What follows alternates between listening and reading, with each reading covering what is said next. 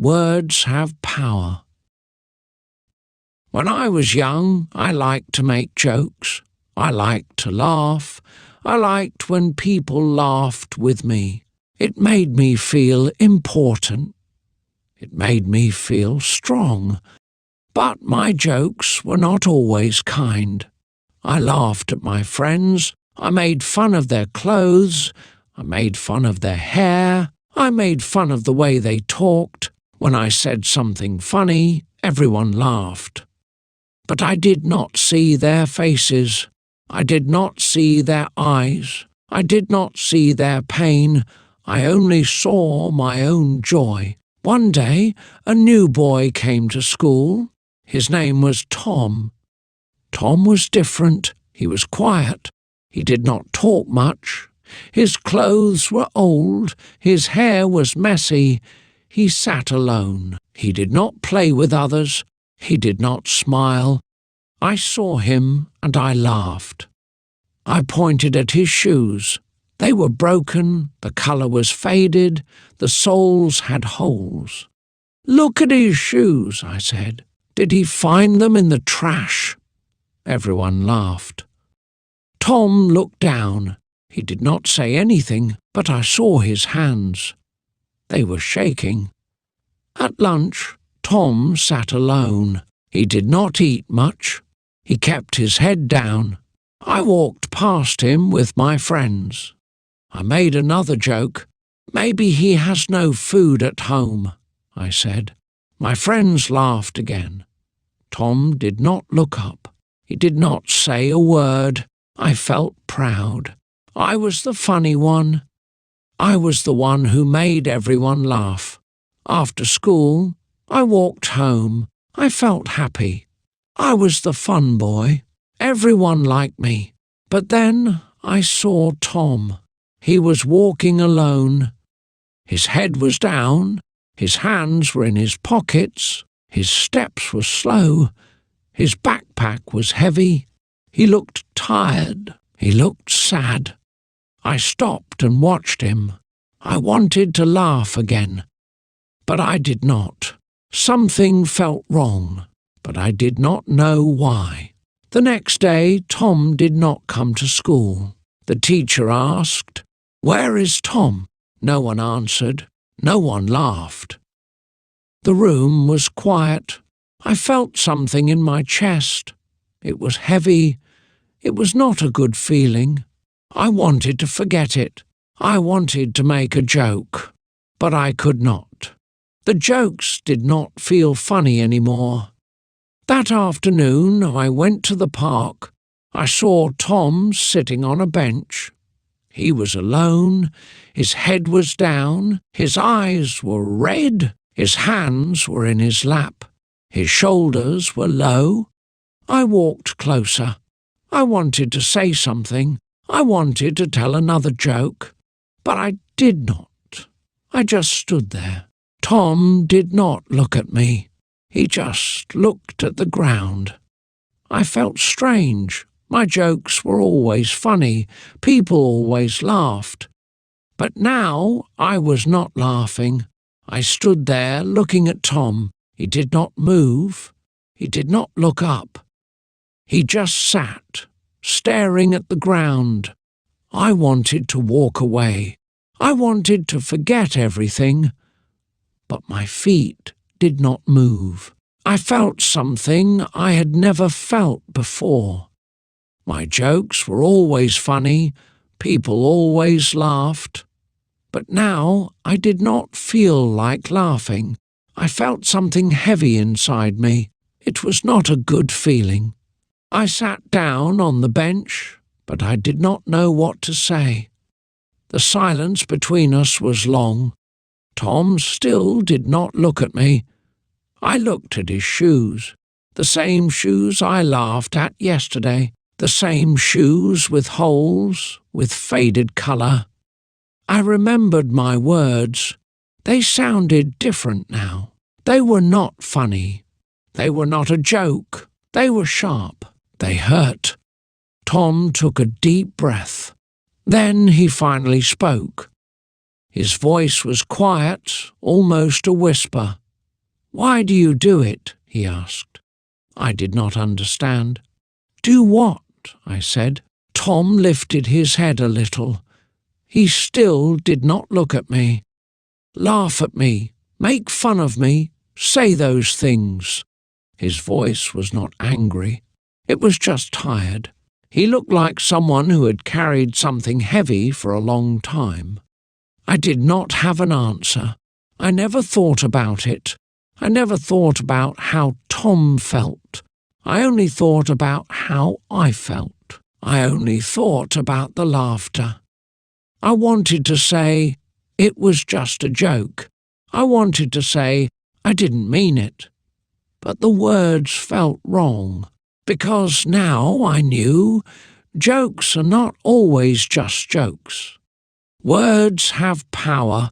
They can make people laugh, but they can also make people hurt. Tom stood up. He put his hands in his pockets and started walking away. I watched him go. I wanted to stop him. I wanted to say something, but I did not know what to say. So I just sat there, feeling something new. It was not pride. It was not joy. It was something else. Something I did not like. That night, I could not sleep. I kept thinking about Tom, about his voice, about his question, "Why do you do it?" I did not know the answer. I thought about all the times I made fun of people, all the times I laughed at someone's clothes or hair or voice. I thought about their faces. Did they feel like Tom?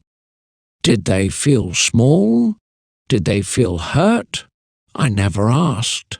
I never cared. But now I could not stop thinking about it.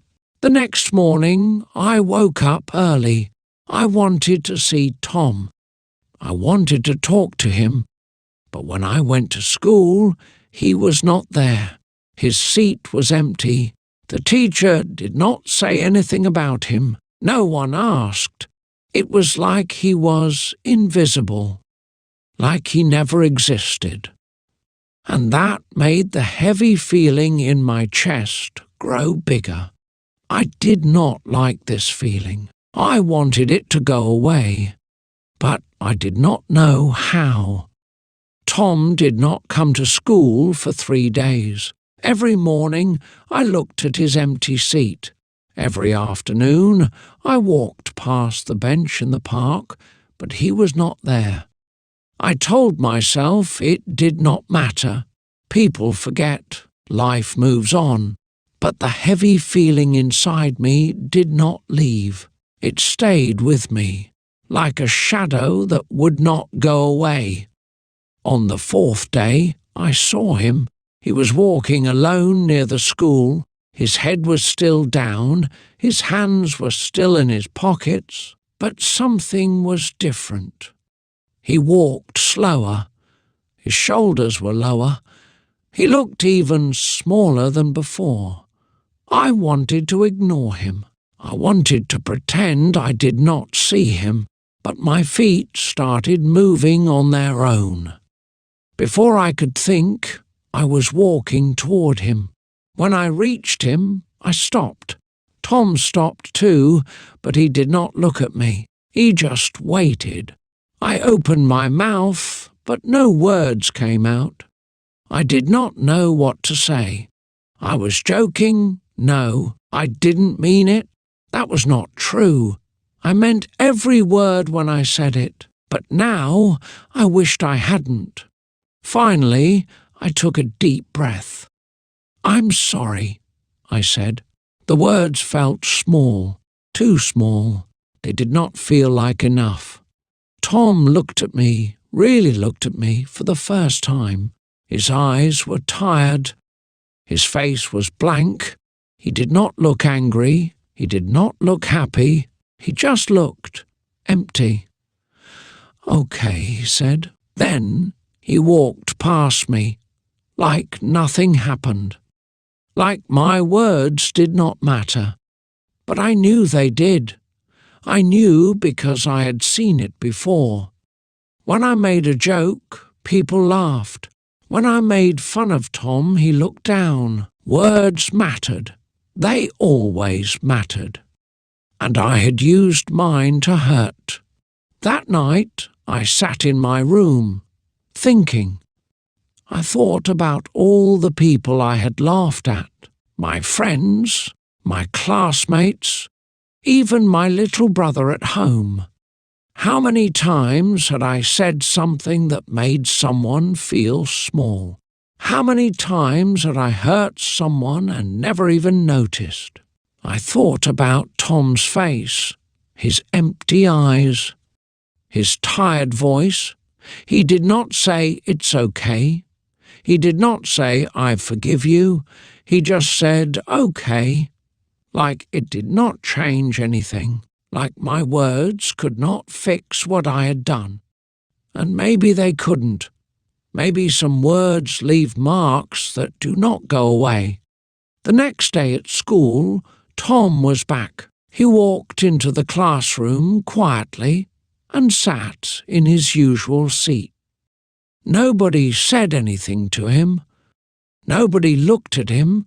It was like he was invisible. I watched him from my desk.